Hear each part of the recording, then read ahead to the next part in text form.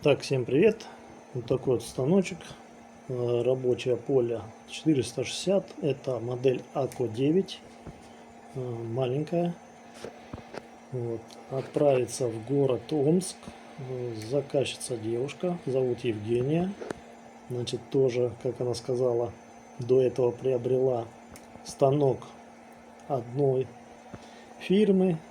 Ну, в общем, что-то у ней там с ним не ладится. Вот, теперь она заказала этот.